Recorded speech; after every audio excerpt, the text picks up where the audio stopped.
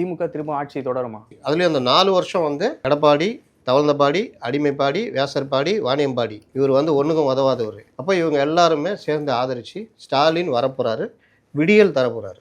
எல்லாரும் நினச்சோம் கலைஞர் கூட கொஞ்சம் அப்படி இப்படி, இவர் ரொம்ப இறக்க சுபாவம் உள்ளவர். அவரே சொன்னார் தெரியுமா, இந்த போட்டியில் இந்த கார்டு போடுவீங்க, உங்கள்கிட்ட ஒரு கார்டு இருக்கும், இந்த கார்டை எடுத்துக்கொண்டு தலைமைச் செயலகத்துக்கு வரலாம், கோட்டைக்குள் நேராக அந்த கார்டை காண்பித்தால் உள்ளே அனுமதிப்பார்கள், அங்கே அந்த சேரில் உட்காந்துருப்பேன் முதலமைச்சராக யார், ஸ்டாலின் நான் உட்காந்துருப்பேன், நீங்கள் கார்டு காமிக்கலான்னு. இதை நம்பி 4 பேர் போய் அற வாங்கிட்டு வந்துக்கிறான். நீங்கள் ஏடிஎம்கே அந்த 4 வருஷம் இதில் பார்த்தீங்கன்னா ஒரு 3-4 புயல், பெரிய பேரிடர், கொரோனாப்பா அவங்களே தேவலப்பா அப்படின்ற அளவுக்கு மட்டும் மோசமாக. ஆனால் கரண்ட்டு பில்லு நான் 1500 கட்டின நேரத்தில் 6000 நான் கவர்மெண்ட்ரா இது அநியாயம்டா அப்படின்வோம். சென்னை மாநகராட்சின்னு ஒன்று இருக்குதான்ற அளவுக்கு தான் இன்றைக்கி சாலைகள்லேருந்து பல விஷயங்கள் இருக்குது.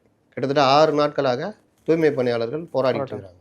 முதல்வருக்கு அதை பற்றிலாம் கவலையே இல்லை, அதெல்லாம் கண்ணுக்கே தெரியாது. ஆனால் எம்என் ராஜம்னு ஒரு பழைய நடிகை நான் முதல்வரை பார்க்கணுன்னு ஓடி போய் பார்க்குறாரு.